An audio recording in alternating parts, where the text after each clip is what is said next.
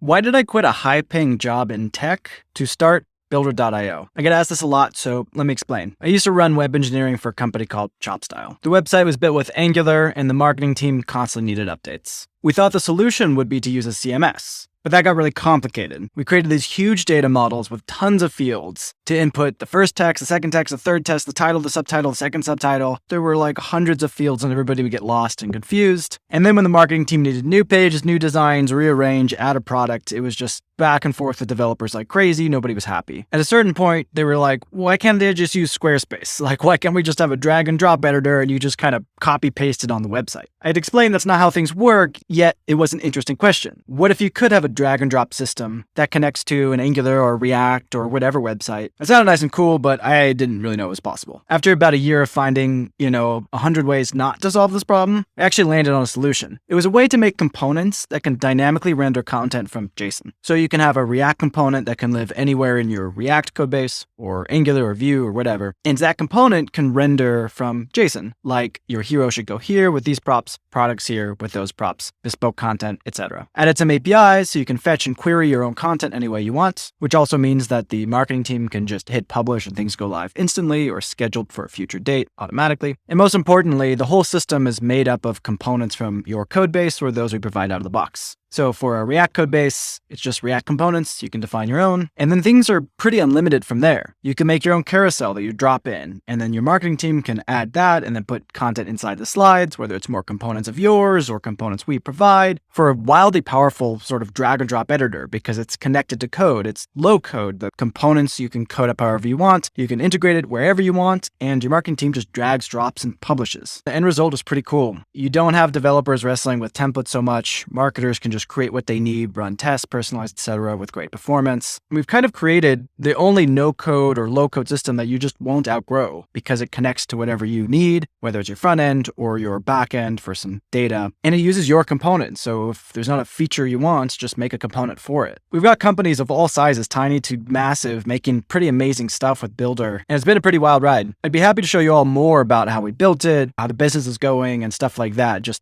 let me know if you'd be interested and what you'd want to hear.